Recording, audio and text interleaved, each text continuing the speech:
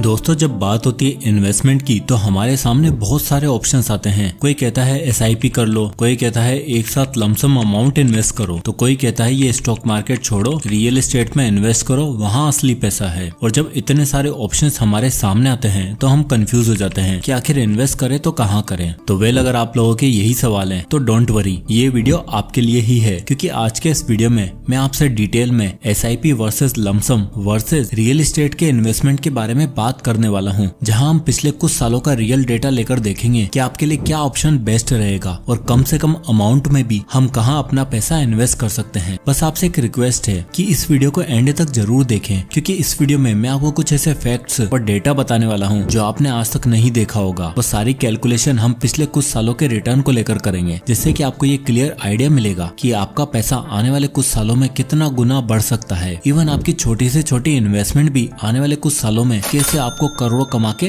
दे सकती है। और वो जानने के लिए आपको देखना पड़ेगा कि रोहन और समीर ने क्या किया। तो रोहन और समीर कजिन ब्रदर्स थे और दोनों ही एक वेल टू डू फैमिली से आते थे। साथ इनका जिगरी यार था अर्जुन, पर अर्जुन के पेरेंट्स की इनकम रोहन और समीर के पेरेंट्स की इनकम से कम थी। अब तीनों बचपन के यार थे, स्कूल और कॉलेज सबने साथ किया था। अब क्योंकि रोहन और समीर एक well to do middle class family से थे तो उनके पेरेंट्स के पास काफी सेविंग्स थी, पर एसेट के नाम पर कुछ भी नहीं। और जब रोहन और समीर पढ़ाई लिखाई खत्म करने के बाद सेटल हुए तो इनके पेरेंट्स ने दोनों को 50-50 लाख की अपनी लाइफ टाइम सेविंग्स दी और कहा आज से ये तुम्हारी, और इसे जहां इन्वेस्ट करना है, जैसे यूज करना है तुम करो और वेल्थ बिल्ड करो। अब क्योंकि दोनों को अच्छी खासी एजुकेशन मिली थी और दोनों ही अच्छी फाइनेंशियल नॉलेज रखते थे, तो उन्होंने बाकी अय्याश बेटों की तरह 50 लाख उड़ाने की बजाय उसे इन्वेस्ट करना जरूरी समझा, क्योंकि दोनों ही जानते थे कि माँ बाप की मेहनत की कमाई को बढ़ाकर दुगना और 4 गुना करना है, ताकि आने वाले टाइम में उनको भी संभाल पाए और अपनी आने वाली जनरेशन के लिए भी वेल्थ बिल्ड कर सके। और एक टिपिकल मिडिल क्लास फैमिली परिवार जब भी कोई बड़ा अमाउंट इन्वेस्ट करने का सोचता है तब उसके परिवार में सिर्फ एक ही बात उठती है, प्रॉपर्टी। अब रोहन ने बचपन से ही प्रॉपर्टी के बारे में, रियल एस्टेट के बारे में सुना था, तो उसने साल 2004 में अपने 50 लाख रुपए प्रॉपर्टी में इन्वेस्ट करने का डिसीजन लिया, क्योंकि बचपन से ही रोहन ने सुना था कि प्रॉपर्टी में इन्वेस्ट करना ही बेस्ट डिसीजन है, क्योंकि इससे आपको मंथली रेंट भी मिलता है जो आपकी मंथली खर्चे आराम से निकाल सकता है। और जैसे जैसे प्रॉपर्टी की कीमत भी बढ़ती है आपकी रेंटल इनकम भी बढ़ती रहती है। तो जैसे कि आप इस एक्सेल शीट में देख सकते हैं कि रोहन ने साल 2004 में अपने 50 लाख रुपए को रियल एस्टेट प्रॉपर्टी में इन्वेस्ट किया। और जैसे कि आप यहाँ ये भी देख सकते हो कि रियल एस्टेट ने पिछले 20 सालों में लगभग 10% का एनुअल CAGR दिया है, यानी हर प्रॉपर्टी के प्राइस पर 1 साल बाद 10% से इंक्रीज हो रहा है। और साथ ही साथ 99 एकड़ का ये डेटा भी देख सकते हो कि इंडिया की टॉप सिटीज में rental yield,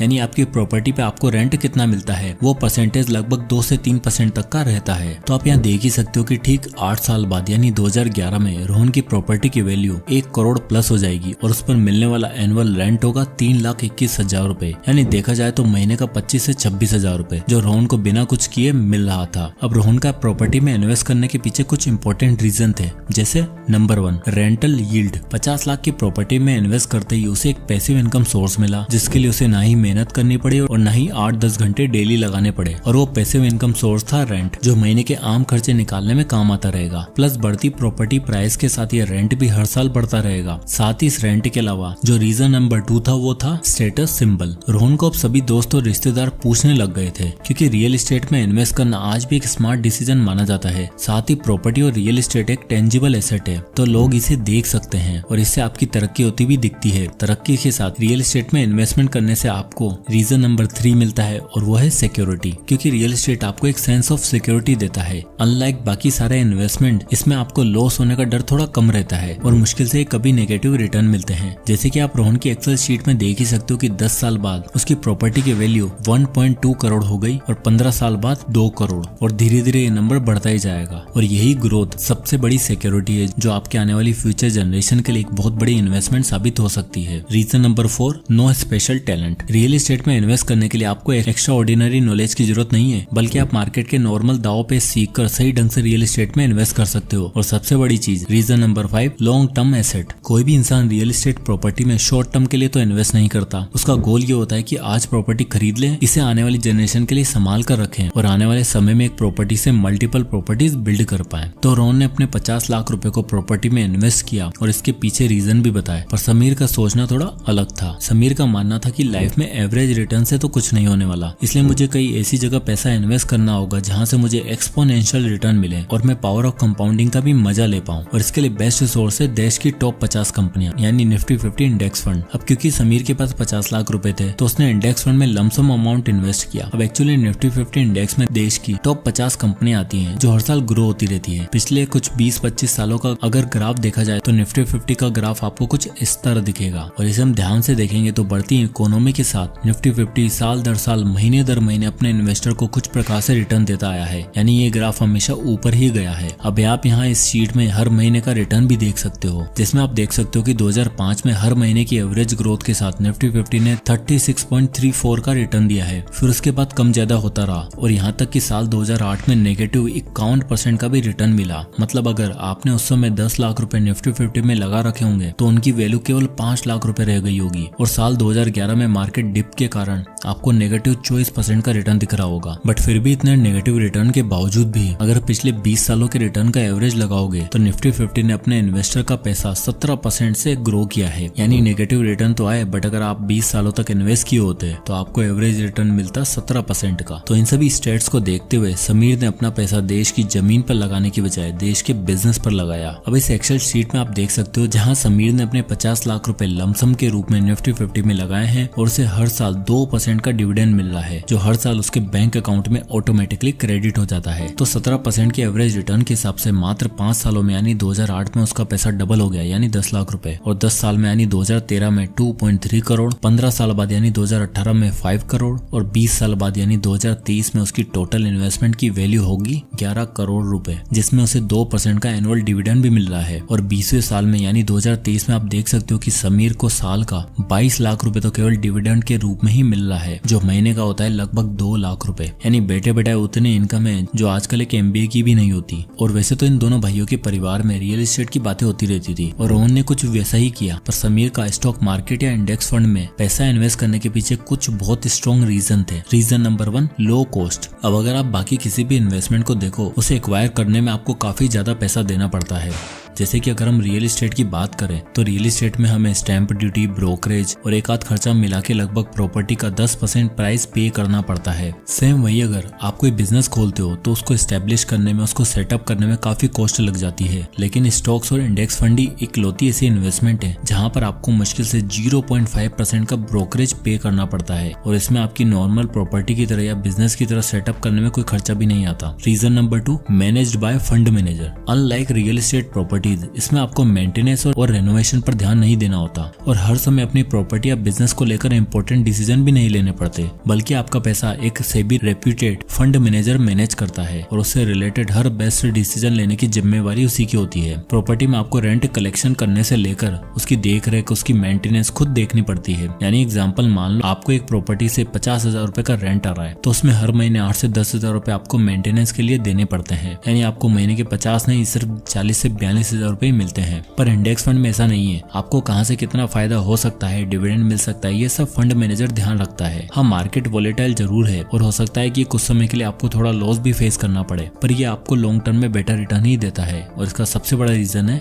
reason number 3, fast forward economy. अब समीर ने अपने 50 लाख के लिए निफ्टी 50 इंडेक्स फंड इसलिए चूज किया क्योंकि इसमें देश की टॉप 50 ऐसी कंपनी आती हैं जो कई सालों से हमारी इंडियन इकोनॉमी की पिलर रही हैं और इन कंपनीज ने पिछले कई सालों में अपने इन्वेस्टर को काफी बेटर रिटर्न भी दिए हैं। साथ ही इंडेक्स फंड में इन्वेस्ट करने का एक बेनिफिट ये भी है, इसको मैनेज करने वाले लोग देश की उभरती हुई कंपनीज पर ध्यान देते हैं और अगर कोई कंपनी खराब परफॉर्म कर रही है तो उसे टॉप 50 की कैटेगरी से हटाकर ऐसी कंपनी को इंक्लूड कर देते हैं जो अच्छे रिटर्न दे रही होती है। और यही रीजन है कि लॉन्ग टर्म में इन्वेस्टर को हमेशा बम्पर रिटर्न ही मिलेंगे जैसे समीर को मिले। अब आप देख ही सकते हो नौकरी के साथ साथ उसके इन्वेस्टमेंट 11-12 साल बाद 2.5 से 3 करोड़ रुपए का नंबर क्रॉस कर चुकी होगी। यानी अब अगर वो चाहे तो मात्र 10 साल करके रिटायर भी हो सकता है क्योंकि उसका पैसा देश की जमीन पर नहीं बल्कि देश की अर्थव्यवस्था पर लगा है, जो आने वाले 20-25 सालों में दुगनी तेजी से बढ़ने वाली है। फास्ट फॉरवर्ड ग्रोथ के साथ इंडेक्स फंड हमें एक और बेनिफिट देता है, जो है रीजन नंबर 4, डाइवर्सिफिकेशन। ये है टॉप 50 कंपनी जहां पर आपका पैसा इन 50 कंपनियों में इन्वेस्ट होता है। लेकिन अगर हम बात करें रियल एस्टेट प्रॉपर्टीज की, तो इसमें आपको ज्यादा डाइवर्सिफिकेशन का ऑप्शन नहीं मिलता। आप एक प्रॉपर्टी के बाद तुरंत दूसरी प्रॉपर्टी नहीं खरीद सकते, और लोन लेकर ऐसा किया भी तो लेने के देने पड़ जाते हैं, यानी प्रॉपर्टीज एक जगह तक सीमित रह जाती है। पर इंडेक्स फंड आपको डाइवर्सिफिकेशन का पूरा फायदा देते हैं, और इससे होता ही है कि अगर आपको किसी भी इंडस्ट्री में लॉस होता है तो दूसरी इंडस्ट्री वो लॉस कवर अप कर देती है और ओवरऑल आपकी इन्वेस्टमेंट सेफ रहती है। अब रोहन और समीर का देखा जाए तो दोनों अच्छे फैमिली बैकग्राउंड से थे और दोनों की कहीं ना कहीं अपनी फैमिली से फाइनेंशियल सपोर्ट भी मिला, इसलिए वो 50 लाख रुपए इन्वेस्ट कर पाए, जिसमें से एक ने रियल एस्टेट में इन्वेस्ट किया तो दूसरे ने इंडेक्स फंड में, जो उन दोनों के हिसाब से बेस्ट डिसीजन था। पर इन दोनों का दोस्त अर्जुन, जो एक रिच फैमिली बैकग्राउंड से नहीं था और उसे कोई बड़ा अमाउंट भी नहीं मिला था, और आप में से मेजोरिटी लोगों के साथ भी ऐसा ही होगा कि हमारे पास इतना बड़ा अमाउंट नहीं है तो क्या करें। अब आप वही कर सकते हैं जो अर्जुन ने किया। अब उसने क्या किया,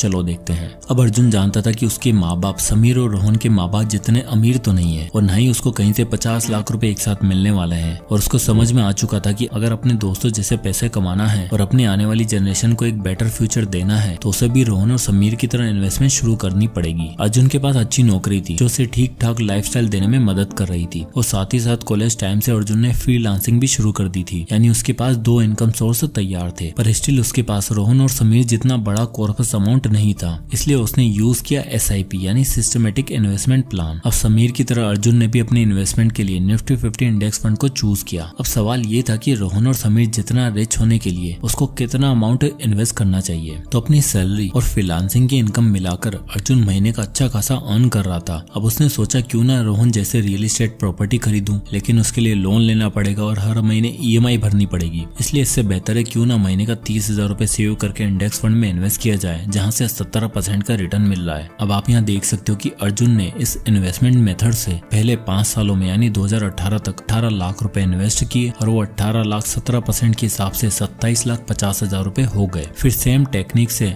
अर्जुन ने 10 साल तक पैसा इन्वेस्ट किया, और साल 2013 तक आते आते आप देख ही सकते हो अर्जुन ने 36 लाख रुपए इन्वेस्ट कर दिए हैं, जिससे उसके पास 88 लाख रुपए आ चुके हैं। ठीक इसी तरह 15 साल बाद यानी 2018 तक उसकी वेल्थ 2.2 करोड़ की हो जाएगी, और 20 साल बाद यानी 2023 तक आते आते अर्जुन अगर सेम पैटर्न फॉलो करता है तो उसकी वेल्थ टोटल 5 करोड़ हो चुकी होगी, यानी ये वैल्यू रोहन के 20 साल के रियल एस्टेट अमाउंट से काफी ज्यादा है। अब SIP मेथड चूज करने के पीछे अर्जुन के कुछ रीजन थे, जिसमें सबसे पहला रीजन है इजी इन्वेस्टमेंट। ठीक समीर की तरह अर्जुन को भी अपने इन्वेस्टमेंट के लिए उसको मैनेज करने के लिए ज्यादा मेहनत नहीं करनी पड़ी, और क्योंकि उसके पास कोई जनरेशन वेल्थ नहीं थी और उसे कहीं से 50 लाख रुपए एक साथ नहीं मिले थे, तो उसने सेविंग करके हर महीने एक अमाउंट सेट किया, जिससे हर महीने की पहली तारीख को वो इन्वेस्ट अपने आप हो जाता। इससे हुआ ये कि वो फ्रूगल लाइफस्टाइल जीना भी सीख लिया, लोन और EMI के बोझ में भी नहीं दबा, और अपनी आने वाली जनरेशन के लिए एक सिग्निफिकेंट वेल्थ बना पाया। और वो ऐसा कर पाया क्योंकि उसके पास था reason number 2, power of compounding. अब ऐसा नहीं कि power of compounding real estate और लमसम इन्वेस्टिंग में देखने को नहीं मिलती, पर SIP एकलौता ऐसा मेथड है जहां आपको अपनी इन्वेस्टमेंट में हर महीने ग्रोथ और चेंजेस देखने को मिलते हैं, जो SIP को बाकी इन्वेस्टमेंट मेथड से एक अलग और इजी टू ऑपरेट मेथड बनाता है। अब अगर आप अर्जुन का ही एग्जांपल ले लो तो आप देख ही सकते हो कि महीने का 30,000 रुपए इन्वेस्ट करना उसके लिए फ्यूचर में कोई ज्यादा बड़ी बात नहीं होगी, और अगर यही सेम पैटर्न वो 4 साल और यानी 24 साल तक फॉलो करता तो वो समीर के एकदम पास हो जाता, यानी उसकी वेल्थ 12 करोड़ के आसपास